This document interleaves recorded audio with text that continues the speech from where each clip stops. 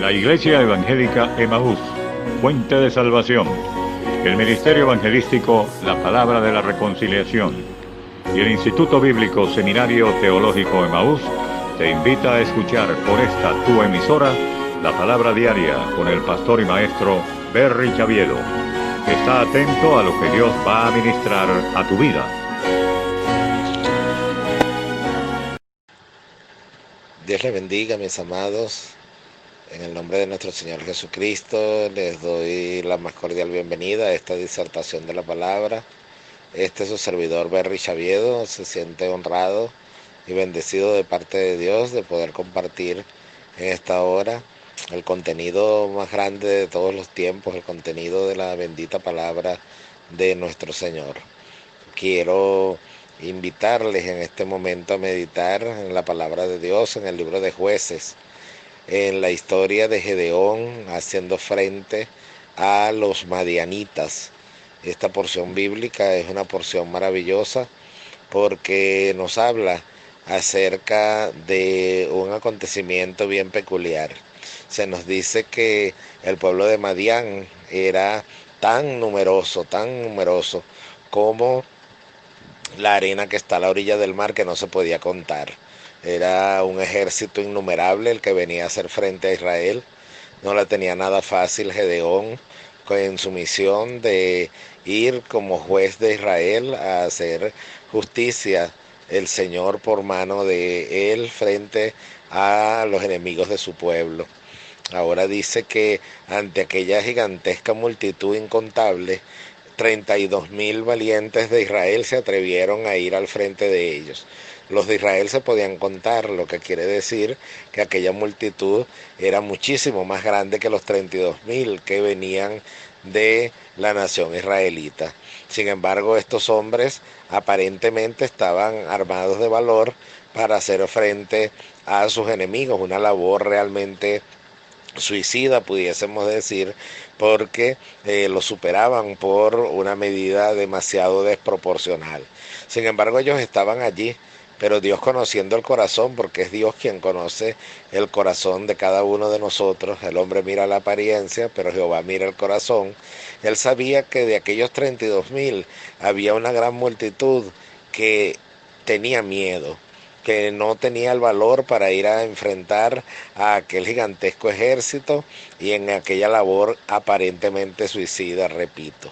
Sin embargo, se nos dice que Dios le dice a Gedeón: el pueblo que está contigo es mucho y no puedo entregarte con ellos a los madianitas en tu mano, porque después se pueden ensoberbecer pensando de que fueron ellos quienes lo hicieron.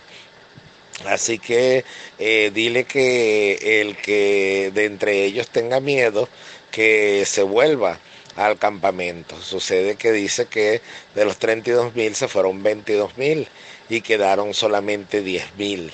Ahora dice que esos 10,000 que quedaron, entonces aparentemente ya había sido depurado el pueblo para ir a la batalla, pero Dios le dice: no, todavía son muchos. Llévalos a las aguas y allí yo te diré quiénes son los que se quedan y quiénes son los que se van. Sucede que dice que allí en las aguas Dios le dijo: unos de ellos se van a postrar sobre sus rodillas, se van a doblar y van a tomar agua llevándola a su boca. Otros van a lamer el agua como la lamen los perros. Algo bien peculiar, ¿no? Algo bien fuera de lo común. Entonces eso te va a servir de señal para que separes unos de otros. Dice que los que se doblaron sobre sus rodillas fueron 9,700, mientras que los que lamieron el agua fueron apenas 300. Y Dios le dijo: con estos 300 te daré la victoria, manda a los otros 9,700 que se vuelvan al campamento. Cuando analizamos esa historia, aparentemente se vuelve algo inverosímil, se vuelve algo ilógico. ¿Cómo es posible que con 32,000 ya era una labor casi que imposible? Ahora con 300 era una locura hacer la batalla contra sus enemigos. Sin embargo, vemos cómo Dios se glorifica. Le invito a que lea todo el capítulo del libro de Jueces, donde usted podrá gozarse juntamente conmigo en la historia que estoy describiendo. Eso se encuentra en el libro de Jueces, capítulo 7. Ahora bien, allí hay un contenido maravilloso porque se nos dice que a esos 32,000, como dije hace un momento, era una multitud que aparentemente estaba dispuesta a hacer frente a aquel numeroso, gigantesco e invencible ejército de los madianitas. Sin embargo, el Señor conocía el corazón, que mucho se dice, pero a la hora de la acción es que se demuestra quiénes son los verdaderos valientes. Sucede que si esos 32,000 iban a la guerra, el Señor sabía que ellos iban a huir en el campo de batalla y que no iban a dar la talla, oiga bien, no iban a dar la talla en el momento de la prueba. Entonces no es ser uno más del montón. Oiga, ese es nuestro tema. No es ser uno más del montón, es marcar la diferencia en la hora de la prueba. Lo voy a repetir, no es ser uno más del montón, sino marcar la diferencia en la hora de la prueba. Dice la Biblia que el Señor los llevó a las aguas y allí los probó. Las aguas representan las tribulaciones, las aguas representan los momentos difíciles y ahora lo llevamos de una manera trascendental a nosotros hoy. ¿Cuántas personas no hablan de fe? ¿Cuántas personas no hablan de la provisión de Dios? ¿Cuántos en su momento no hablaban acerca de la cobertura de Dios? Y en los púlpitos, desgarraban su garganta hablando acerca de las promesas de Dios y creerle a Dios y no dudar. Pero le quiero decir algo, muchos de esos son de los 32,000 que hoy en día en esta prueba que estamos viviendo sucede que se han vuelto con miedo atrás, no porque se hayan descarriado, sino porque están sumergidos en el dolor, sumergidos en la decepción, en la frustración, están sumergidos al igual que el mundo. Tenemos que marcar la diferencia. ¿Cómo se marcó la diferencia? Sucede que la gran mayoría, los 9,700 en las aguas, se doblaron sobre sus rodillas y bebieron agua como lo bebe una persona normal, como es lo común o lo normal. Pero sin embargo, lo normal no tiene que ser generalmente lo común. Lo que se hace comúnmente se toma como normal y lo que está fuera de lo común se toma como algo anormal. Pues bien, entonces Dios necesita gente que no se comporte como normales, sino anormales. ¿En qué sentido? En el buen sentido de la palabra. ¿Cómo yo voy a estar fuera de lo común? Bueno, no hago lo que hacen los demás.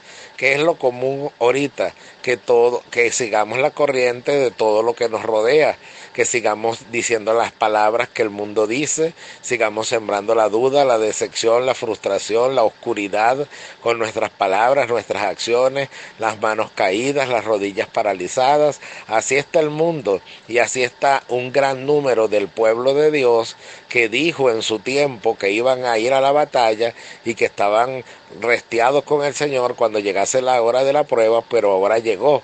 Ahora tengo a unos madianitas a mi alrededor, tengo una situación económica a mi alrededor, tengo frustraciones a mi alrededor, tengo una crisis en todos los niveles a mi alrededor y Dios me pide que yo no me comporte normalmente, que no me comporte como los comunes, que en este momento lo que están haciendo es simplemente mantenerse allí callados y con temor en su corazón, sino que el Señor me pide que tenga una conducta fuera de el orden común y haga lo que él está esperando, pero no es lo que el mundo espera. El mundo espera de mí otra cosa. Aquellos 9,700 dirían que porque un grupo no hacía lo que ellos hacían. La Biblia dice que muchos se sorprenden que nosotros no hagamos lo que ellos hacen.